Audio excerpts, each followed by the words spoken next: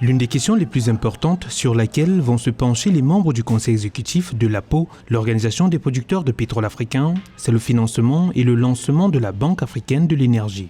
Lancée en 2022, l'initiative, qui requiert un capital initial de 5 milliards de dollars, a déjà reçu des engagements de la part des États membres de l'APO qui permettent de démarrer, d'après le secrétaire exécutif de l'organisation. Grâce à un partenariat avec Afreximbank, les officiels restent optimistes quant au lancement avant la fin du premier trimestre 2025 de l'institution financière dont le siège est prévu à Abuja, au Nigeria.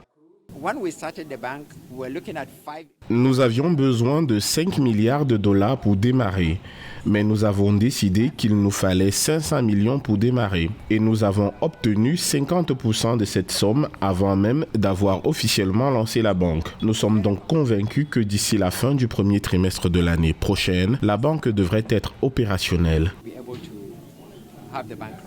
75% de la production pétrolière africaine est dédiée à l'exportation, autant que 45% de la production de gaz, malgré le déficit énergétique que connaît le continent, selon l'APO, l'Organisation des producteurs de pétrole africains. Hélas, nombre de pays importateurs de ces produits ayant enclenché la transition énergétique en veulent de moins en moins.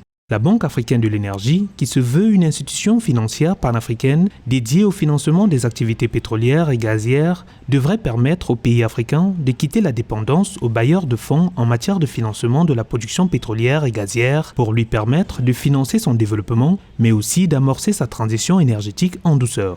La création de la Banque africaine de l'énergie sonne d'une certaine manière le glas d'une externalisation à outrance de l'industrie pétrolière et gazière du continent.